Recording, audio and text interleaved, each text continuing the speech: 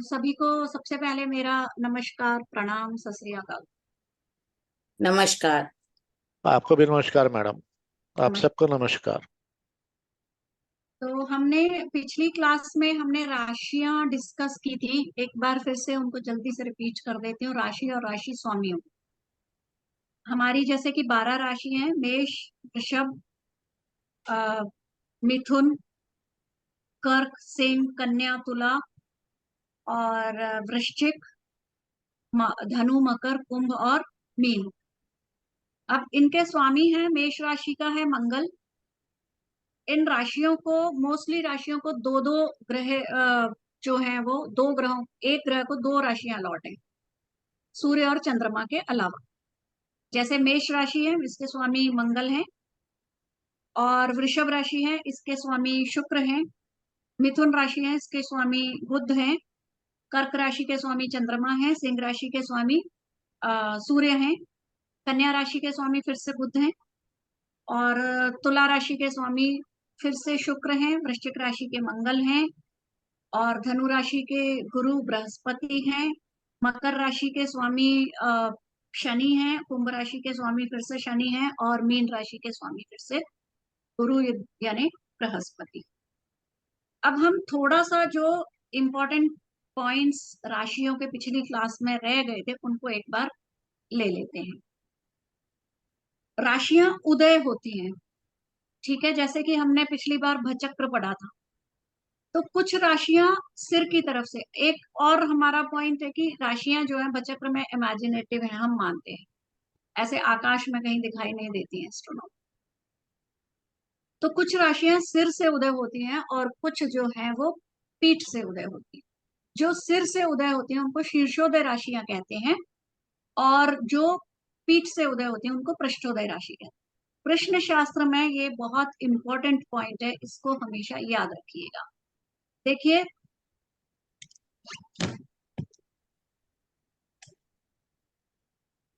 3, 5, 6, 7, 8 और 11 ये शीर्षोदय राशियां हैं जो सिर से उदय होती हैं। और 1, 2, 4, 9 और 10 ये पृष्ठोदय राशियां। और मीन 12वीं राशि जो है वो उभयोदय राशि है, जो सिर और पीठ दोनों तरफ से उदय होती है। ये राशियां शीर्षोदय और पृष्ठोदय इसलिए इंपॉर्टेंट है क्योंकि जैसे ही हम प्रश्न शास्त्र की कुंडली खोलते हैं, अगर लग्न में शीर्षोदय राशि आती है तो हम प्रश्न की फलित होने की संभावना व्यक्त कर सकते हैं। पहला पॉइंट, हम कह सकते हैं कि अगर शीर्षोदय लग्न है तो जो प्रश्न है काफी हद तक संभव है वो फलित हो जाएगा, यस होगा, पॉजिटिव आंसर आएगा। और अगर पृष्ठोदय राशि है तो हम उसकी संभावना से थोड़ा कम हो जाती है। और जो उभयोदय राशि है उसमें दोनों संभावनाएं हैं, 50-50 चांसेस। तो ये है राशियों का। अब हम देखते हैं राशियों के बल। जो विषम राशि है, ये इसमें भी थोड़ा सा कुछ ऋषि हैं उसको डिफरेंट मानते हैं और कुछ जो है वो अलग मानते हैं। कुछ रात्रि के समय जो बलि होती हैं वो है 1, 2,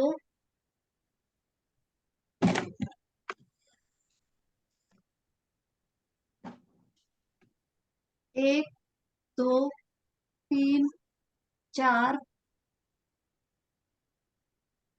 9 और 10 ये रात्रि बलि है। ये रात्रि के समय इनमें बल रहता है। और कुछ जो दिवा बलि हैं वो है 5, 6, 7, 8, 11 और 12 ये दिवा बलि है। इनमें दिन के समय ये ज्यादा बल होता है। पुरुष एवं स्त्री राशियां हैं। विषम राशियां सभी पुरुष राशियां हैं और जो सम है इवन राशियां हैं वो स्त्री राशियां मानी जाती। अब हम देखते हैं तत्व। जब प्रश्न शास्त्र में तत्व भी बहुत इंपॉर्टेंट है। 1, 5, 9 अग्नि तत्व है। 2, 6, 10, 1, 5, 9 मेष, सिंह और धनु। 2 वृषभ, कन्या और मकर, ये पृथ्वी तत्व है।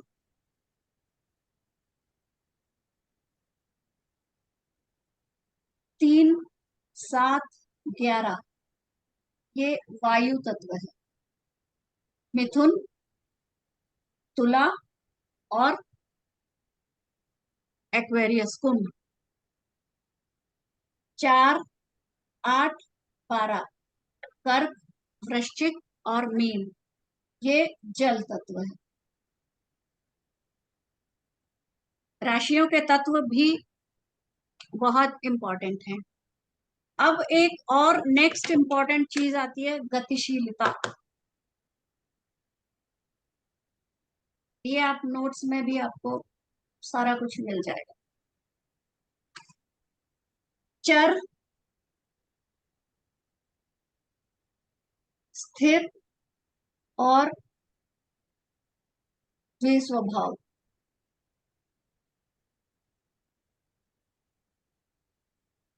चर राशि है 1, 4, 7, 10। स्थिर राशि है 2, 5, 8, 11 और द्विस्वभाव राशियां हैं 3, 6, 8, 12। इसको आपने अगर अच्छे से याद रखना है तो आप याद रख सकते हैं। हम 3, 6, 9, 12। हाँ सॉरी, 3, 6, 9, 12। आप इसको याद करने के लिए आप कर सकते हैं 1, 2, 3 चर, फिर 4, 5, 6, 1, 2, 3 एक चर, 2 स्थिर, द्विस्वभाव। फिर 4 चर, 5 स्थिर और फिर द्विस्वभाव 6। 7 चर, 8 स्थिर, 9 द्विस्वभाव। फिर 10 चर, 11 स्थिर और 12 द्विस्वभाव। इसको इस तरह से हम आसानी से याद कर सकते हैं। एक चर, फिर स्थिर, फिर द्विस्वभाव, फिर चर, स्थिर। जब हम प्रश्न शास्त्र की कुंडली देखते हैं तो चर, स्थिर और द्विस्वभाव राशि और तत्व बहुत इंपॉर्टेंट है। चर राशि जो है वो ये बताती है, चर राशियां, कि जो प्रश्न की पोजीशन है चेंज होने वाली है। सपोज आपके पास कोई प्रश्न आता है किसी की बीमारी से रिलेटेड, तो वो बीमारी की स्थिति बदलने वाली है अगर लग्न में चर राशि उदय होती है। अब वो बदलना दोनों साइड जा सकती है। ठीक है, ठीक भी हो सकता है, वर्स्ट होके कुछ भी हो सकता है। मतलब जो अभी स्थिति है वो बदलेगी। चर राशियां ये बताती। अगर लग्न में स्थिर राशि उदय हो गई तो स्थिर राशि बताती है कि पोजीशन जो है एज इट इज हो रहेगी अभी कुछ टाइम तक। अगर कोई झगड़े का क्वेश्चन, मुकदमे का आता है तो अभी कुछ भी उसमें होने वाला नहीं, डिसीजन भी नहीं होगा और खराब भी नहीं होगा। अभी जैसा है वैसा ही चलेगी, तारीखें और आगे बढ़ती जाएंगी। रोगी है, रोग अभी लंबा चलेगा। गुमशुदा व्यक्ति का प्रश्न है तो आप स्थिर राशि है तो आप कह सकते हैं कि अभी हाल फिलहाल मिलने की संभावना कम है। और द्विस्वभाव राशियां जो हैं वो 50-50 चांस बताती हैं। जो पोजीशन है बदलेगी अगर, तो यहाँ पे फिर हम डिग्री कंसीडर करते हैं। 0 से 15 है वो स्थिर की तरफ है और 15 to 30 है वो चर की तरफ है। अगर 0 से 15 डिग्री है ग्रह और द्विस्वभाव राशि में है तो चांसेस 50-50 हैं, और हम कह सकते हैं कि स्थिति अभी बदलेगी नहीं। 50-50 में भी और भी कम चांस हो गए, 25% और कम हो गए। और अगर 15 से 30 डिग्री तक ग्रह है लग्न में, स्थिर राशि में, तो हम कह सकते हैं कि अभी संभावना नहीं है, लेकिन आगे आने वाले टाइम में संभावना है कि ये पोजीशन बदलेगी, चेंज होने वाली है। और अगर चर राशि है लग्न में, और शीर्षोदय राशि है, तो हम कह सकते हैं कि पॉजिटिविटी की तरफ बदलने की संभावना है। पोजीशन जो है आज की, वो पॉजिटिव होने की संभावना है। और बहुत सी चीजें हैं, 100% हम तब कहेंगे, लेकिन जैसे ही कुंडली खोलते हैं, और जैसे कि मैंने, अगर आपने डेमो क्लास ज्वाइन की थी तो मैंने ये भी कहा था कि और बहुत सी चीजें, जैसे जातक एंटर करता है, उसके चलने के अंदाज से, बैठने के अंदाज से, बोलने के अंदाज से हम ये बता सकते हैं कि ये प्रश्न जो है पॉजिटिविटी की तरफ जाने वाला है कि नेगेटिविटी। बहुत सारे शकुन हो जाते हैं ऐसे। कोई संतान का प्रश्न लेके आया है और वहां पे आपको उसी टाइम पे कोई हंसता हुआ बच्चा दिख जाए, खेलता हुआ बच्चा दिख जाए, तो आप अपने मन में, जातक से नहीं कहेंगे, अपने मन में कह सकते हैं कि प्रश्न जो है पॉजिटिविटी में जाए। फिर आप कुंडली खोल के देखेंगे आगे जो कुंडली बोली। तो बहुत सारी प्रश्न शास्त्र में, बहुत सारी, जब आप, मैंने इसीलिए कहा था कि प्रश्न शास्त्र में अगर आप प्रश्न देखते हैं, कभी भी कोई भी ज्योतिषी चलते फिरते प्रश्न ना देखे।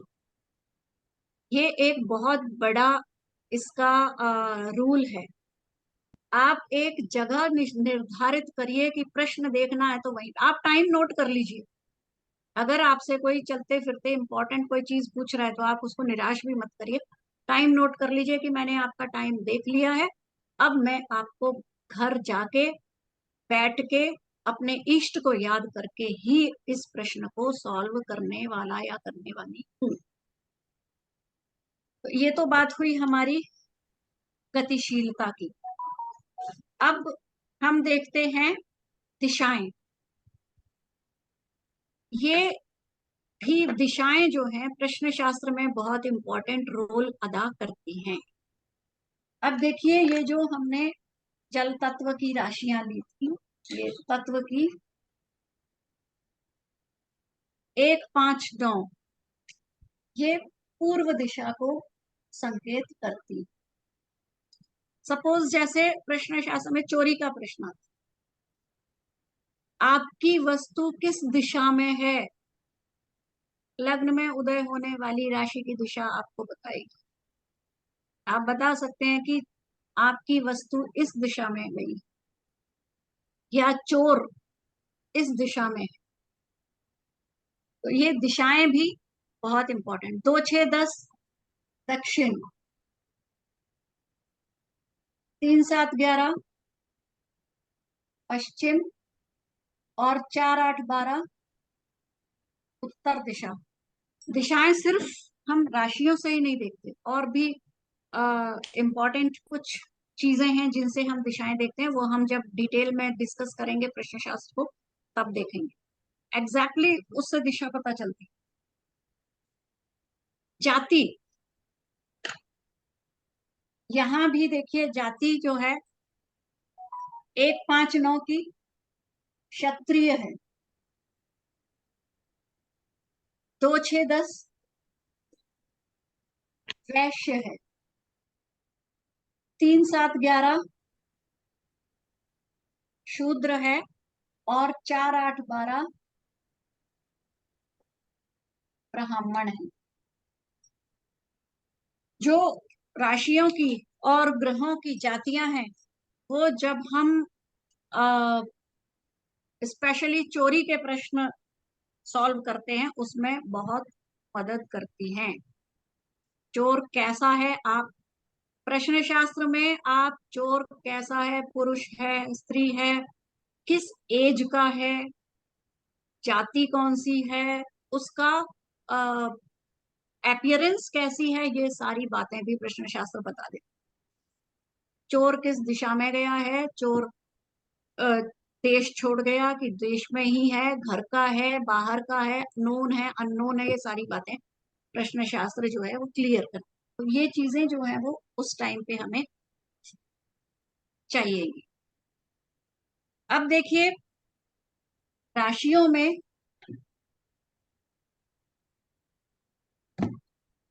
तीन तरह और हैं, सात्विक, राजसिक और तामसिक।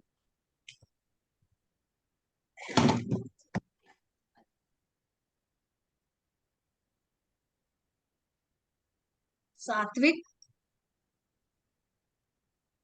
सात्विक राशियां हैं 4, 5, 9, 12।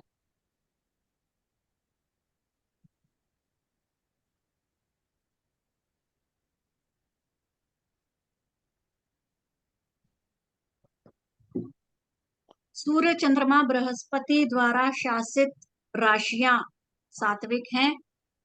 राजसिक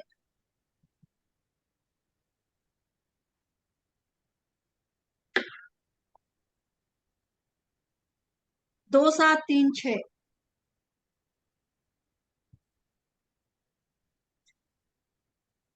शुक्र और बुध द्वारा शासित राशियां। और तामसिक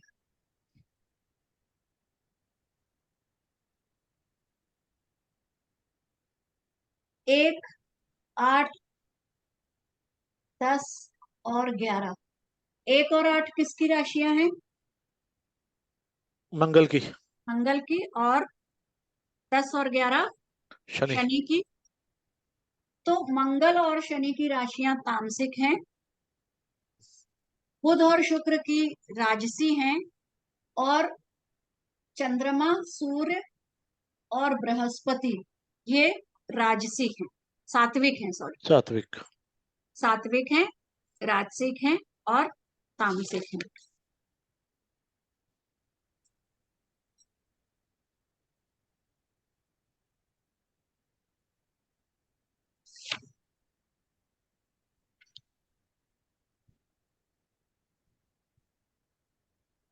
अब हम देखते हैं कुछ राशियां धातु को रिप्रेजेंट करती हैं, कुछ मूल, मूल मतलब जड़, वृक्ष, और कुछ जीव को।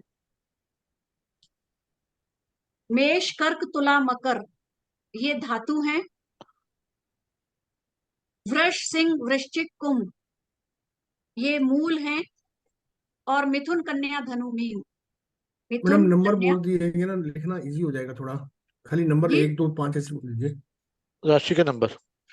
राशि के नंबर, ओके। हाँ। धातु हैं 1, 4, 7, 10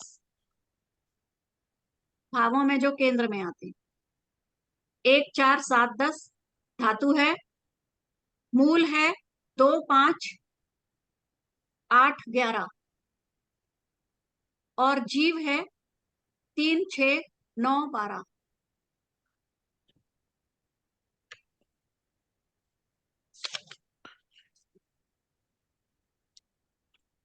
मैडम ऐसा मतलब धातु मूल जीव मतलब क्या हुआ इसका? देखिए ये जो राशियां हैं ये मेटल को रिप्रेजेंट करती हैं। धातु तो समझ में आ गया मेरे को। मूल क्या होता है मैडम? मूल जड़, वृक्ष, मतलब वनस्पति। Trees and roots. यस। और जीव जीव लाइफ। लाइफ। ओके। अब हम आते हैं हमारे सबसे इम्पोर्टेंट चीज पे, वो है ग्रह।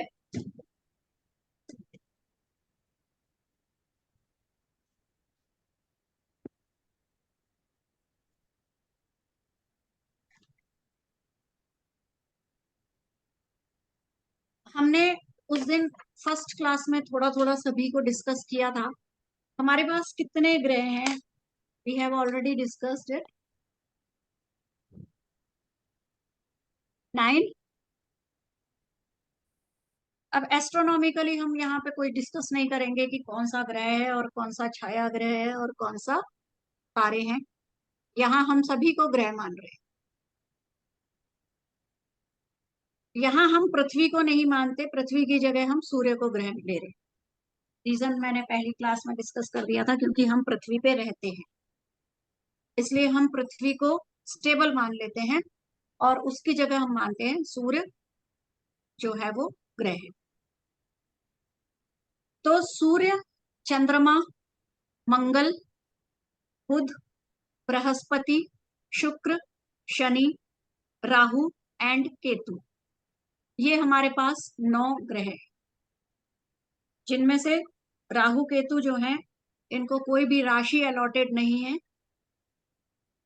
ये छाया ग्रह माने जाते हैं। हालांकि हमारे ऋषि मुनियों ने बाद में इनको राशि अलॉट की है, लेकिन उस पे भी अभी जो है एक मत नहीं है। कोई राहु की कन्या मानता है और केतु की मीन मानते हैं, तो कोई राहु की वृषभ और केतु की वृश्चिक राशि मानते हैं। अभी इस पे एक मत नहीं। तो हम भी यहाँ पे राहु केतु को राशियां अलॉट नहीं कर रहे हैं, बाकी ग्रहों को ऑलरेडी अलॉटेड है। अब हम ये देखते हैं कि कुछ जो ग्रह हैं वो नैसर्गिक रूप से शुभ हैं और कुछ नैसर्गिक रूप से अशुभ हैं। नैसर्गिक शुभ ग्रह हैं बृहस्पति, शुक्र, बुध और चंद्रमा, इनको हम शुभ ग्रह मानते हैं। नैसर्गिक अशुभ ग्रह हैं सूर्य, मंगल, शनि, राहु, केतु। यहाँ पे सूर्य के बारे में एक बात मैं थोड़ा सा क्लियर कर दूं कि सूर्य को हम यहाँ नैसर्गिक रूप से अशुभ तो मान रहे हैं, लेकिन सूर्य क्या है? आत्मा है, पिता है, और पिता कभी भी अशुभ या क्रूएल नहीं होता। इनको हम क्रूर ग्रह भी कहते हैं। हम पिता को स्ट्रिक्ट कहते हैं। इसको इसलिए कहा है क्योंकि सूर्य बहुत स्ट्रिक्ट है, जैसा हम करते हैं वैसा ही हमें पनिशमेंट सूर्य देते हैं, इसलिए हम उनको अशुभ या क्रूअल कह देते हैं। अदरवाइज हम कहेंगे सूर्य जो है वो स्ट्रिक्ट ग्रह हैं, उनको हम अशुभता की तरफ नहीं ले जाते। और जो बुध है, बुध को तब अशुभ माना जाता है जब वो अशुभ ग्रहों के साथ संबंध रखते हैं। अगर बुध, जैसे कि बुध को क्या मानते हैं? पिछली क्लास में हमने बात की थी, बच्चा मानते हैं। तो अब एक बच्चा, अगर उसको नहीं पता कि वो जिस पर्सन के साथ है वो अच्छा है या बुरा है, वो पर्सन उसे जैसा कहेगा वो वैसा ही करेगा। तो बुध को ऐसा मानते हैं कि बुध अशुभ ग्रह के साथ अशुभ फल देते हैं और शुभ ग्रह के साथ शुभ फल देते हैं, इसलिए इनको शुभ और अशुभ दोनों की श्रेणी में रखा गया है। चंद्रमा भी शुभ और अशुभ दोनों की श्रेणी में। चंद्रमा के पास अगर पक्ष बल है तो वो शुभ है, अगर चंद्रमा के पास पक्ष बल नहीं है तो वो अशुभ माने जाते हैं। बाकी चीजें और अलग हैं, किस राशि में, शत्रु राशि में, मित्र राशि में, किस भाव में, वो अलग है। सबसे पहले तो चंद्रमा के पास पक्ष बल होना चाहिए। पक्ष बल से क्या मतलब है? चंद्रमा शुक्ल पक्ष की अष्टमी से कृष्ण पक्ष की सप्तमी तक शुभ है। जब तक चंद्रमा के पास लाइट है, पूर्णमासी की लाइट है, तब तक वो शुभ है। अमावस्या का जब अंधकार होता है तो वो अशुभ हो जाते हैं। क्यों अशुभ हो जाते हैं? क्योंकि उनके पास बल नहीं होता। अगर चंद्रमा शुभ फल देने भी चाहें तो कमजोर हो जाते हैं। हम खुद देख सकते हैं कि अगर एक कमजोर पर्सन है, उससे हम हेल्प मांगे तो वो क्या हेल्प करेंगे? जब तक खुद में उनमें ताकत नहीं है हेल्प करने की, वो हेल्प नहीं कर पाएंगे। तो चंद्रमा के पास कृष्ण पक्ष के जो चंद्रमा होते हैं, अष्टमी से शुक्ल पक्ष की सप्तमी तक वो अंधकार में रहते हैं, इसलिए उनके पास बल नहीं होता और वो अशुभ फल देते हैं। प्रश्न शास्त्र में भी, जैसे कि हमारे वैदिक में चंद्रमा का रोल बहुत ज्यादा है, प्रश्न शास्त्र में भी चंद्रमा का रोल बहुत ज्यादा है। चंद्रमा से हम बहुत सारी चीजों को फलित होना या ना होने का हम देख सकते हैं। अब आप देखिए इस टेबल में उच्च नीच मूल त्रिकोण, हमने कल भी ने लास्ट क्लास में भी ये डिस्कस किया था। ये चीजें आप कह रहे थे कुछ याद करनी पड़ेंगी, ये आपको जरूर याद करनी पड़ेगी। आप कहे इसको रटना भी कह सकते हैं, ये आपको याद करना ही, रखना ही पड़ेगा, चाहे वो आप जन्म कुंडली देखें या प्रश्न कुंडली, दोनों में ही ये चीजें इंपॉर्टेंट है, क्योंकि ग्रहों का बल जो है वो यहाँ से आता है। सूर्य है, उच्च राशि है मेष, सूर्य की, और नीच राशि है तुला। और जब 10 डिग्री पे होते हैं तो वो उच्च के सबसे ज्यादा फल देते हैं या नीच के भी सबसे ज्यादा फल देते हैं 10 डिग्री पे। चंद्रमा जो है वृषभ राशि उच्च है और वृश्चिक राशि नीच है। 3 डिग्री पे जो है वो मैक्सिमम प्रभाव देते हैं। मंगल मकर राशि उच्च है और कर्क राशि नीच है। आप इसको थोड़ा सा ऐसे भी याद कर सकते हैं कि जो उच्च की राशि है वो याद कर लीजिए और उससे 7वीं राशि जो है वो नीच की राशि हो। जो उच्च की राशि है उससे 7वीं राशि नीच की होती है। बुध है कन्या राशि में उच्च के होते हैं और मीन राशि में नीच के होते हैं। बृहस्पति कर्क में उच्च, मकर में नीच। शुक्र मीन में उच्च और कन्या में नीच। शनि तुला में उच्च और मेष में नीच, अपोजिट टू सूर्य। अब इनकी जो डिग्रीज हैं, मेष 10 डिग्री पे, सूर्य जो है 10 डिग्री पे परमोच्च होते हैं या परम नीच होते हैं। चंद्रमा 3 डिग्री पे परम ऊंच या परम नीच होते हैं। मंगल 28 डिग्री पे परम ऊंच होते हैं। बुध 15 डिग्री पे नीच का भी डिग्री सेम होती है। बृहस्पति 5 डिग्री पे, शुक्र 27 डिग्री पे और शनि 20 डिग्री पे। इनका मैक्सिमम जो इफेक्ट है वो इस डिग्री पे सबसे ज्यादा दिखाई देता है, उच्च में हो या नीच में हो। उच्च में क्या करते होते हैं ग्रह, अपना शुभ शुभ फल देते हैं और नीच में अशुभ फल उनके हो जाते हैं। शुभ जो ग्रह हैं वो भी नीच राशि में आके अपनी शुभता खो देते हैं। लेकिन कई बार ऐसा होता है कि उन पे कोई दृष्टि पड़ रही है या कुछ और है, वो नीच भंग हो जाता है। वो अलग एक टॉपिक है, हम आगे डिस्कस करेंगे। नीच भंग योग जो है वो प्रश्न शास्त्र में भी बहुत इंपॉर्टेंट होते हैं जन्म कुंडली के साथ साथ। और ये है मूल त्रिकोण राशि। सूर्य की है सिंह राशि, मूल त्रिकोण है। चंद्रमा की वृष, सूर्य की है 0 से 10 डिग्री, वृषभ की है 4 से 30 डिग्री। मंगल की है मेष 0 से 10 डिग्री। बुध की है कन्या 16 से 20 डिग्री। बृहस्पति है धनु राशि में, मूल त्रिकोण राशि है उनकी, 0 से 10 डिग्री। शुक्र की तुला राशि है 0 से 15 डिग्री और शनि की कुंभ राशि है 0 से 20 डिग्री। इस चीज को आप जरूर याद कर लीजिए। जैसे नीच के भंग हो जाते हैं, कोई दृष्टि है या कोई और ग्रह उनके साथ है या किसी ऐसे भाव में बैठे हैं, तो उनका जो नीच का प्रभाव है वो खत्म हो जाता है और वो बल्कि राजयोग बनाने लगते हैं। इसी तरह उच्च भंग भी हो जाता है। अगर वो प्रॉपर दृष्टि नहीं है, प्रॉपर भाव में नहीं है, तो वो उच्चता के शुभता है वो कम हो जाती है। अब हम आते हैं ग्रहों के लिंग पर।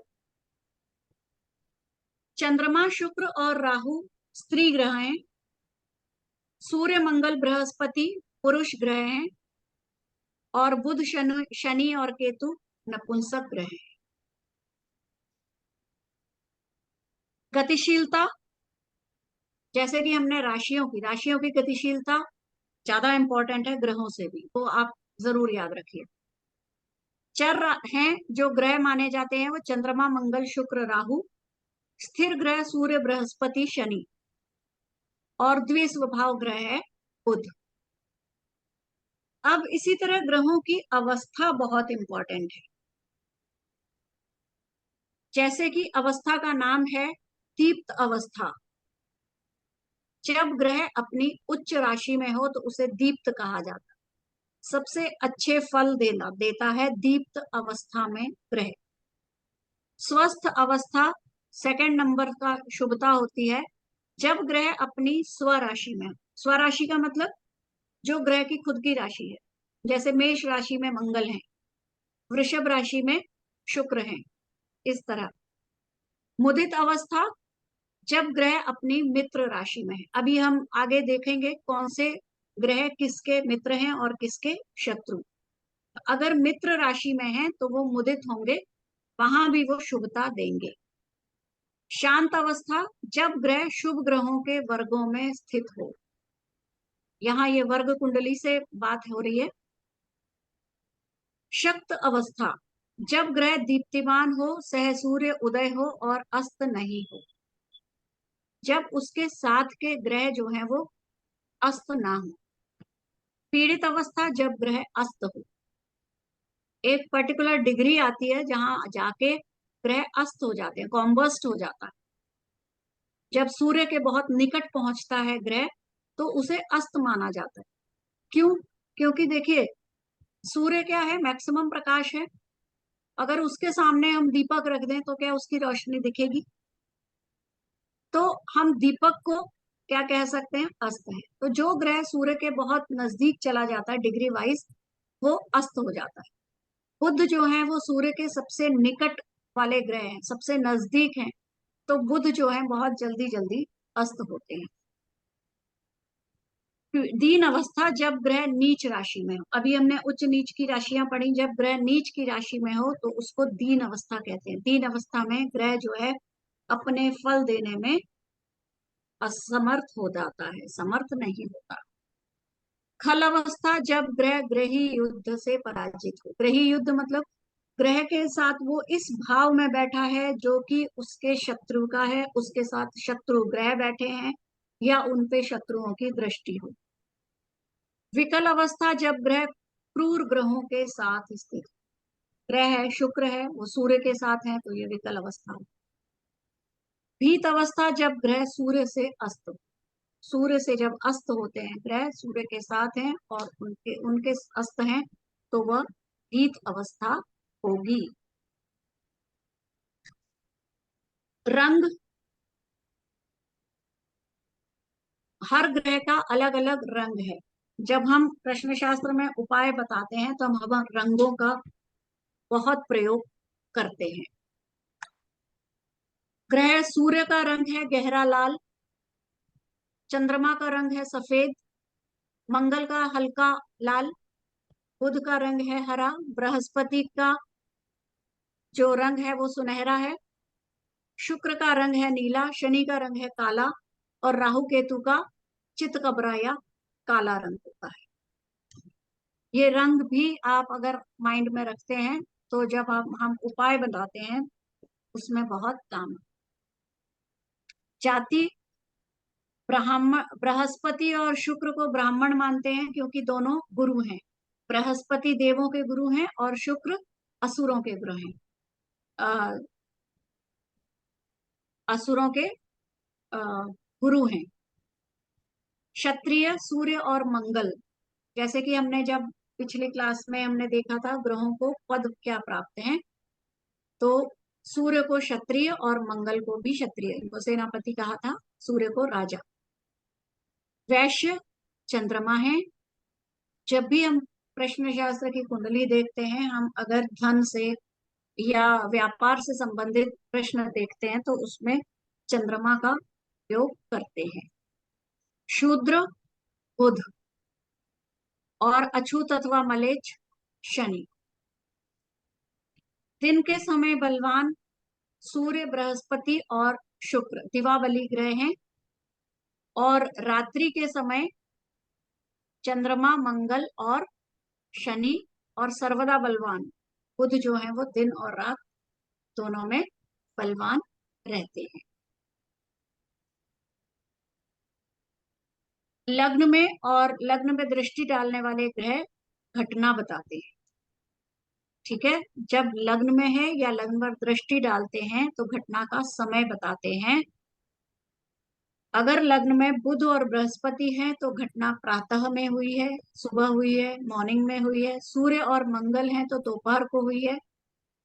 शुक्र और चंद्रमा है तो अपराह्न में हुई है। शनि और राहु है तो शाम को हुई। पक्ष के दौरान बल, ग्रहों का बल कब जो है वो ज्यादा होता है। पाप ग्रह अंधेरे अथवा कृष्ण पक्ष में बलवान होते हैं और शुभ ग्रह प्रकाश शुक्ल पक्ष में बलवान हो। ये यहाँ पे बहुत ध्यान देने वाली बात है कि पाप ग्रह जो है कृष्ण पक्ष में बलवान होते हैं और शुभ ग्रह जो है वो शुक्ल पक्ष में बलवान होते हैं। अगर पक्ष, तभी चंद्रमा को इसीलिए इंपॉर्टेंस देते हैं कि अगर पक्ष देखेंगे हम शुक्ल पक्ष है तो ग्रहों का इनका अपने आप ही बल जो है वो बढ़ जाएगा, उनका इफेक्ट भी बढ़ जाएगा हमारी लाइफ पे। और अगर ग्रह पाप के हैं तो कृष्ण पक्ष में वो ज्यादा एक्टिव हो जाते हैं। विभिन्न अयनों में बलवान अयन होते हैं उत्तरायण और दक्षिणायन। आप जानते ही होंगे 14 जनवरी को मकर संक्रांति पे सूर्य उत्तरायण होते हैं और जून में दक्षिणायन होते हैं। तो जब उत्तरायण में जो है शुभ ग्रह बलवान होते हैं और सूर्य जब दक्षिणायन में जाते हैं तो पाप ग्रह जो हैं वो बलवान होते हैं।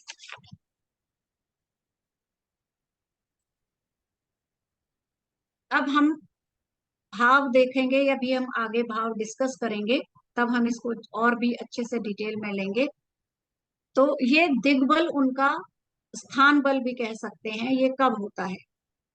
लग्न में जब बृहस्पति और बुध होते हैं उनमें मैक्सिमम बल होता है।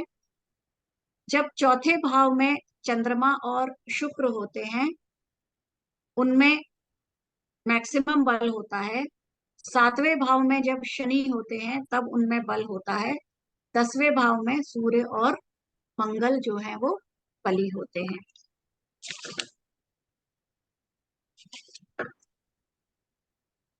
तो इस तरह से ये जो है बल हो गए।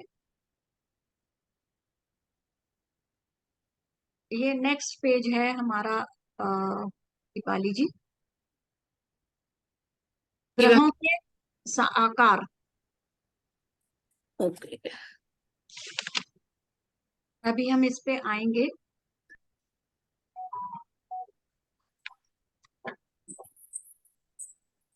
आकार है, चंद्रमा जो है गोल और मोटा आकार है,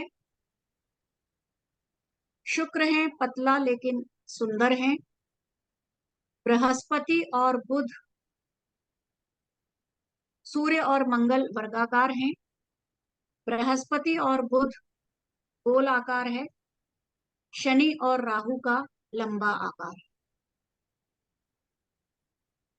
तत्व जैसे हमने राशियों के तत्व देखे थे इसी तरह ग्रहों के भी तत्व होते हैं, ये भी तत्व को बिलोंग करते हैं। सूर्य अग्नि तत्व है, चंद्रमा जल तत्व है, मंगल अग्नि तत्व है, बुध पृथ्वी तत्व है, बृहस्पति आकाश, शुक्र जल, शनि वायु और राहु भी वायु तत्व।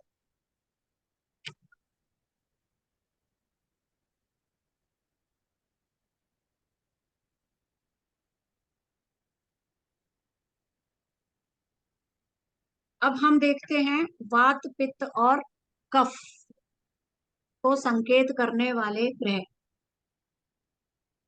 सूर्य अथवा मंगल, देखिए सूर्य या मंगल पित्त को, हमारे शरीर में 3 चीजें आयुर्वेदा हमारा बताता है, वात पित्त और कफ, ये 3 चीजें हमारे शरीर को कंट्रोल करती हैं। तो सूर्य और मंगल पित्त को दर्शाते हैं। आगे जब हमें प्रश्न शास्त्र में रोग से संबंधित जब प्रश्न आते हैं तो ये चीजें बहुत इंपॉर्टेंट हो जाती हैं। चंद्रमा या शुक्र कफ को रिप्रेजेंट करते हैं, शनि अथवा राहु वात को, वायु को, बुध अथवा बृहस्पति सभी तीनों को। बुध और बृहस्पति पित्त कफ वात तीनों के ही ग्रह हैं। अब हमने ग्रहों के बारे में तो बहुत कुछ जान लिया। अब हम देखते हैं कुछ, यहाँ पे हम प्रश्न शास्त्र में तो उपचार लेंगे ही लेंगे, यहाँ हम कुछ युक्तियां और ले लेते हैं मेन जो कि हम जब भी उपाय बताते हैं हम इनको यूज करते हैं प्रश्न शास्त्र के लिए। सूर्य है, सूर्य का मंत्र है ओम सूर्याय नमः, रत्न है माणिक्य, और दान करने योग्य चीजें हैं स्वर्ण, पीतल, गेहूं, लाल वस्त्र और गुड़। चंद्रमा का मंत्र है ओम यम चंद्रमाय नमः या फिर ओम सोम सोमाय नमः। रत्न है मोती और दान करने लायक चीजें हैं चांदी, चावल, सफेद वस्त्र, चीनी, घी, दही। मंगल ओम मम होमाय नमः, ये मंगल का मंत्र है। और रत्न है मूंगा। दान के लिए चीजें हैं लाल वस्त्र, गेहूं, स्वर्ण, तांबा और मसूर, मसूर की दाल, लाल मसूर, छिलके वाली मसूर नहीं। बुध ओम बुम बुद्धाय नमः, पन्ना ये रत्न है। और दान के लिए चीजें हैं हरा चना या हरे वस्त्र या मूंग की हरी दाल। बृहस्पति ओम ब्रह्म बृहस्पताय नमः, रत्न है पुखराज। और दान के लिए चीजें हैं स्वर्ण, पीला वस्त्र, इमली और चना, चने की दाल। शुक्र ओम शुम शुक्राय नमः, रत्न है हीरा। दान के लिए चांदी, चावल, मिश्री। शनि ओम शम शनिचराय नमः, रत्न है नीलम। दान के लिए लोहा, सरसों का तेल, उड़द की दाल, तिल, भैंस, काला वस्त्र या कुल्थी, कुल्थी भी एक तरह की दाल होती है। राहु ओम रांग राहवे नमः, रत्न है गोमेद। दान के लिए कंबल, तिल, तेल, गेहूं, नीला वस्त्र। केतु ओम केम केतवे नमः, रत्न है लहसुनिया। और चीजें हैं दान के लिए उपकरण, तिल, काला वस्त्र, नारियल, 7 अनाज, उड़द, मूंगी, गेहूं, चना, जौ, तंदुल या कंगनी। तो ये हम मेन ग्रहों के, जब हम प्रश्न कुंडली में देखते हैं जो ग्रह कमजोर है और जिसके कारण जातक को परेशानी हो रही है, उससे संबंधित अगर वो शुभ भावों में है उसके रत्न बता सकते हैं। ग्रह को मजबूत करने के लिए मंत्र बता सकते हैं। और ग्रह कहीं गलत भाव में बैठ के परेशानी दे रहा है तो उसको दान बता सकते हैं। ये चीजें दान करने से जो है वो बहुत शांति फील कर सकते हैं। तो ये मोटे तौर पे ये ग्रहों के उपाय हैं। बाकी तो जैसे जैसे हम कुंडली देखेंगे उसमें कौन कौन से परेशानियां हैं, कौन से ग्रहों के कारण परेशानियां हैं, कौन सी दशा के कारण परेशानियां, इस पे फिर हम और उपाय दे सकते हैं। पर ये ग्रहों के लिए ये मेन उपाय हैं, ये ग्रहों के मंत्र, रत्न और दान। इसके लिए भी बहुत ध्यान रखना पड़ता है कौन से ग्रह का मंत्र देना है, कब किस ग्रह को का रत्न पहनाना है और कब किस ग्रह का दान करवाना। जब ग्रहों को हमें शक्ति प्रदान करनी है, बल देना है, तो हम उसे मंत्र देते हैं। उससे क्या है, ग्रह को बल मिलता है और वो शक्तिशाली हो जाता है। रत्न भी ग्रह की शुभता बढ़ाते हैं। और दान जो है, जब ग्रह किसी गलत भाव में बैठ के और अशुभ फल दे रहा है तो उसकी अशुभता को कम करने के लिए उसको दान करना। अगर आप ये चीजें दान करते हैं तो ग्रह जो है वो शांत होने लगता है और अपने अशुभ प्रभाव कम कर देता है। तो ये हमारे ये ग्रह मेन मेन चीजें थी ग्रहों के बारे में। कुछ चीजें हम अगली क्लास में पढ़ेंगे जो थोड़ी सी रह गई हैं। और भावों के बारे में, ग्रहों की दृष्टियां पढ़ेंगे जो कि ग्रहों से भी ज्यादा इंपॉर्टेंट है। कहावत है राम से ऊंचा राम का नाम, इसी तरह ग्रह से ज्यादा इंपॉर्टेंट है ग्रह की दृष्टियां। तो ये हम ग्रह की दृष्टियां हम अगली क्लास में पढ़ेंगे। आज के लिए हमारा इतना ही था। तो आप लोग बताइए, आप इतना आप समझ पाए हैं?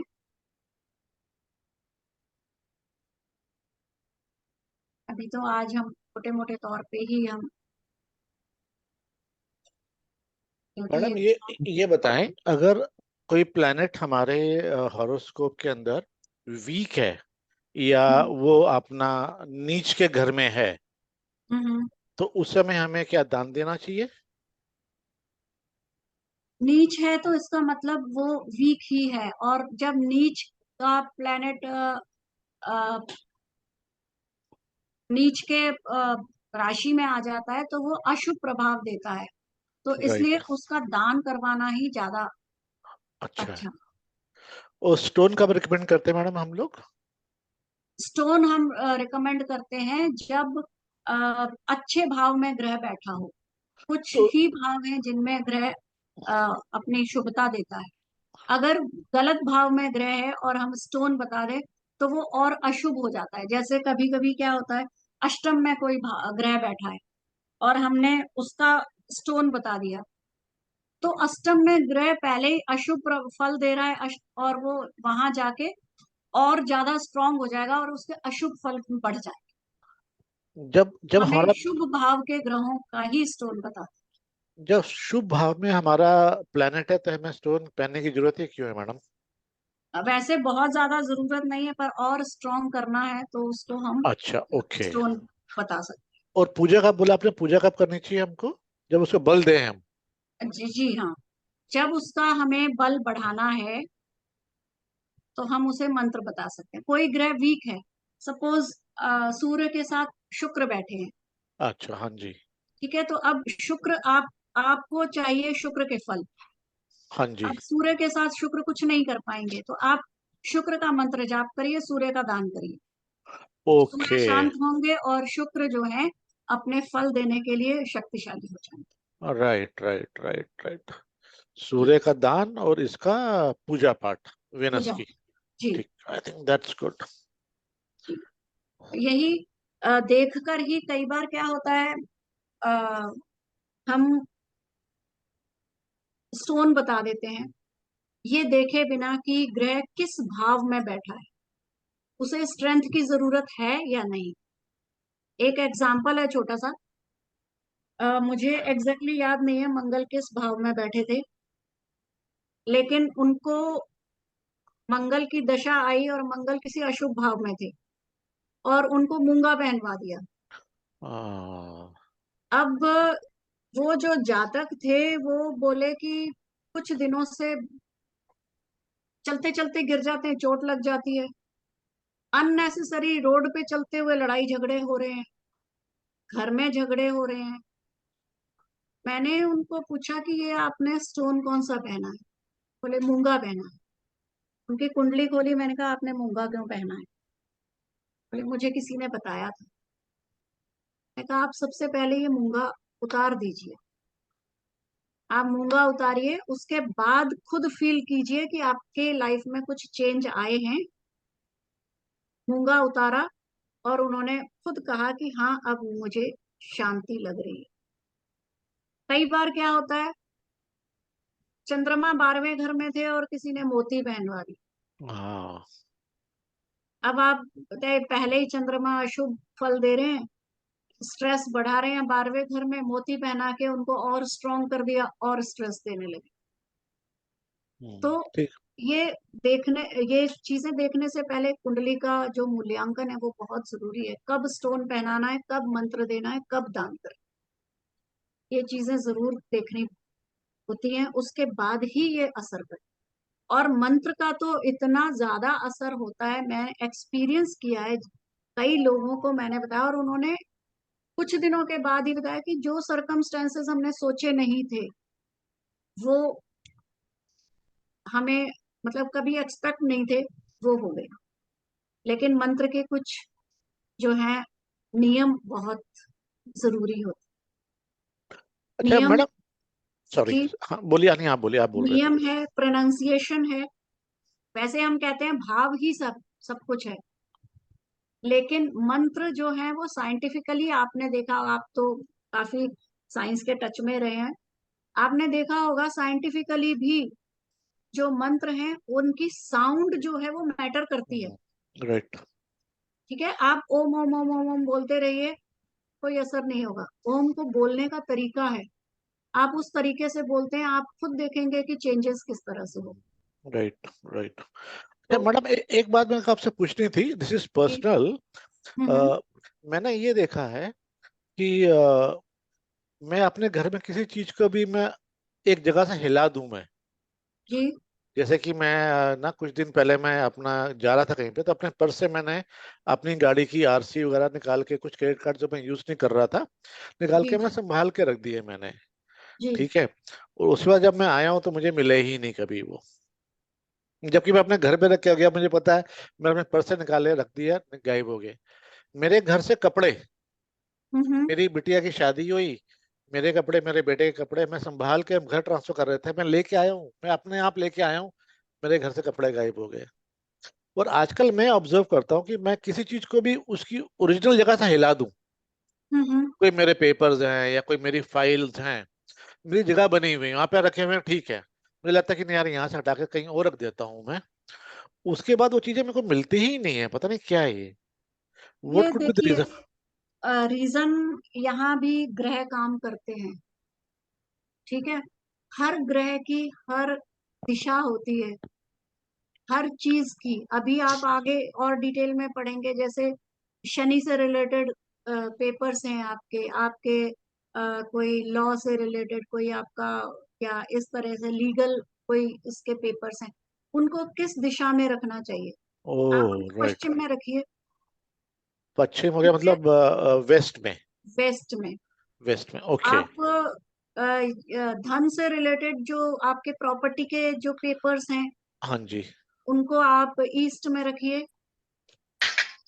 ओके, तो आप ये बताएंगे आगे चल के हम लोगों को? हाँ जी, हाँ, मैं ये भी बताऊंगी, क्योंकि ये कौन सी चीज को आप हर अभी हमने क्या पढ़ा, धातु, जीव और मूल, मोटे राइट। मोटे तौर पे पढ़ा। ठीक है, राइट। हर ग्रह उससे रिलेटेड है और उसी से रिलेटेड दिशाएं भी हैं।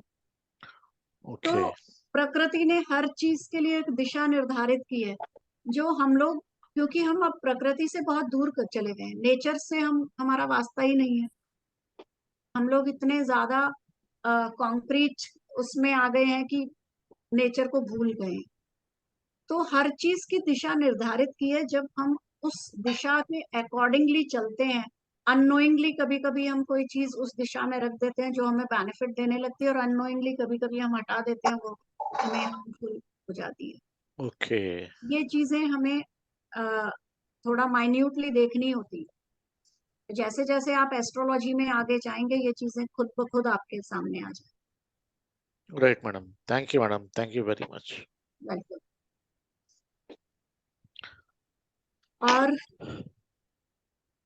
Hello ma'am, good evening. Hello, good evening. Ma'am, मेरा सवाल था, पिछले हमने क्लास में आपने मुझे सबको पढ़ाया था कि अ, सभी विषय राशियां अशुभ है, सभी सम राशियां शुभ है। हम्म। फिर इसी के नीचे आपने भी एक और पीडीएफ में आया था, शुभ शुभ वाली राशियां, सॉरी, अशुभ राशियां और शुभ राशियां वाली राशि। मुझे ये कंफ्यूजन हो रहा है कि मैं नहीं समझ पाई। देखिए, राशियां के बहुत सारे कारक हैं जो शुभता देते हैं और बहुत सारे हैं जो अशुभता देते हैं। जी। जैसे कि हमने पिछली क्लास में भी देखा था कि राशियां, जी। विषम राशियां अशुभ मानी जाती हैं, सम राशियां शुभ मानी जाती हैं। अब जी। इसमें जैसे कि शायद संजय जी ने भी ये सवाल उठाया था जी। कि उसमें शुभ ग्रह भी हैं जो कि जी। फिर वो अशुभता कैसे देती, वो अशुभ कैसे हो जाती। देखिए, कई बार जी। क्या होता है इन राशियों में जाके, जब ये ग्रह जैसे बृहस्पति है धनु राशि में, ये जी। क्या करते हैं, ये ईगो को ज्यादा बढ़ा देते हैं। जी। ठीक है, बृहस्पति जो हैं वो नॉलेज के कारक हैं, खुशी के कारक जी हैं, लेकिन साथ ही साथ अगर हम उनकी नेगेटिविटी की तरफ जाएं तो ईगो देते हैं, प्राउड देते हैं, घमंड देते हैं। मीन राशि में वो क्या देते जी हैं, सौम्य बना देते हैं, और धनु राशि में वो ईगोइस्ट कर देते हैं। यहाँ पे जी ये बृहस्पति के दो रूप आ गए। ठीक है, एक जगह वो, जी ऐसा नहीं है कि वहां उस धनु राशि शुभ नहीं है या उसमें शुभता नहीं दे रहे, वो तो देते ही हैं, नॉलेज दे रहे हैं, हैप्पीनेस दे रहे हैं। ठीक है, धनु राशि जी आपने देखे होंगे बड़े जॉली से होते हैं, वो दे रहे हैं, लेकिन उसके साथ साथ उनको ईगो भी दे रहे हैं, उनको प्राउड नेचर, प्राउड भी दे रहे हैं, वो किसी की बात नहीं सुन जी सकते। ये एक बेसिक नेचर है। तो इसलिए धनु राशि को हम कह सकते हैं कि बृहस्पति के होते हुए भी धनु राशि में जी अशुभता है। इस तरह से जी वो शुभ हुई। और बुध तो है ही, अशुभ भी है और अशुभ भी है, दोनों ही चीजें हैं बुध में। तो उनकी जो विषम राशि है वो थोड़े से नेगेटिविटी ज्यादा दे देती है, और बाकी कंट्रोल, जी बाकी और चीजें भी फैक्टर हैं। ठीक है, सिर्फ जी राशियां ही जी एक फैक्टर नहीं है, और भी चीजें फैक्टर हैं हमारी पर्सनालिटी को बिल्टअप करने के लिए। तो लेकिन इसलिए ये जी अशुभ हो जाती हैं, और सम राशियां जो सौम्य हो जाती हैं। अशुभ और शुभ कहने की जगह हम सौम्य कहें, और उनको क्रूअल कहें तो ज्यादा बेटर हो, स्ट्रिक्ट जी कहें या आ, सौम्य। जी हाँ मैम, जी, अभी आपने बताया कि जो क्या बोलते हैं, मूंगा किसी का कोई राशि अनुसार हम स्टोन पहन लेते हैं। इफ यू डोंट माइंड, अगर जो भी कोई क्वेश्चंस पूछ रहे हैं आप सब अगर कैमरा ऑन करके पूछें तो ज्यादा बेटर हाँ जी, इंटरेक्शन। ज्यादा मुझे भी अच्छा लगेगा, वो अच्छा मात्रा से, इंटरेक्शन तो अच्छी प्लीज हो जाएगी। प्लीज थोड़ा सा कैमरा ऑन करके क्वेश्चंस पूछिए आप अपने sir. Okay okay okay. Hello sir. Hello. Ma'am, आपने बताया कि हम लोग अगर राशियां अशुभ होती है अशुभ होती है उसी हिसाब से हम लोग स्टोन पहन लेते हैं। बट मैम, प्रश्न कुंडली में मुझे ये समझ नहीं आया, अगर हम प्रश्न से पूछते हैं तो हमें किस तरह से पता चलेगा कि हमारी कुंडली में ये स्टोन शुभ होगा या अशुभ होगा, ये मेरे को समझ नहीं आया। प्रश्न कुंडली में जनरली हम स्टोन नहीं बताते हैं, हम कम रेकमेंड जी करते हैं, क्योंकि प्रश्न कुंडली जो है, वैसे भी प्रश्न कुंडली 1 साल तक का ही आंसर करती है। हाँ या जब अगर किसी को बहुत ज्यादा जी जी कुछ मंथ्स तक परेशानी दिख रही है हमें, तो हम हाँ जी उनको टेम्पररी स्टोन रेकमेंड कर देते हैं, अदरवाइज हम कम रेकमेंड करते हैं। प्रश्न कुंडली में स्टोन्स के बदले हम दान और मंत्र बट का मैम, जाप। अच्छा, प्रश्न कुंडली में ये सब बताया जाता है कि कौन सा स्टोन कैसे पहनाया जाए, ये सब ऐसे बताएंगे हाँ, या ये ओनली बताना प्रश्न से ही जरूरी हम होता है। देखेंगे उनको? हाँ, बताना तो बहुत जरूरी है, क्योंकि हो सकता है कोई जी जातक आज उसकी जो सिचुएशन है वो उसके 8 महीने बाद बदलने वाली है। ठीक है, क्योंकि जी 1 वर्ष तक का समय 8 महीने, तो हम उसको 8 महीने तक के लिए स्टोन बता सकते हैं। ऐसा नहीं है कि प्रश्न कुंडली में स्टोन बता ही नहीं सकते, लेकिन क्योंकि प्रश्न कुंडली का टाइम स्पैन कम होता है, इसलिए स्टोन को कम जी रेकमेंड करते हैं। स्टोन वैसे भी बहुत कॉस्टली हैं, हम जी उसको कहें कि 1 महीने बाद तुम्हारी सिचुएशन बदलेगी, उसके टाइम तक तुम गोल्ड में पुखराज पहन लो, तो वो 1 महीने के लिए पुखराज पहनना हमारे लिए, बताना उसके लिए सही नहीं रहता, तो हम कम रेकमेंड करते हैं। लेकिन अगर थोड़ा लॉन्ग स्पैन है तो बता भी देते हैं, जैसा जातक इंटरेस्टेड है वैसे ही। और ओके बाकी मंत्र और दान सफिशिएंट होते हैं। जी ओके, थैंक यू मैम, इतने सवाल। Welcome.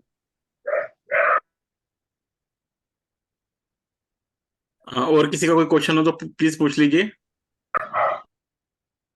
Rahul ji, Danish ji and वाईडी Sharma ji, sir नमस्कार। अगर आपका कोई क्वेश्चन है तो पूछ लीजिए आप। नोट्स पढ़ने के बाद ही क्वेश्चन कर पाएंगे। जी नहीं, आप आराम से दोबारा से आप देखिए, रिकॉर्डिंग देखिए, नोट्स पढ़िए, उसके बाद आपको कोई कंफ्यूजन तो आप कभी भी पूछ सकते हैं। राहुल शर्मा जी, आप कुछ पूछना चाहेंगे सर?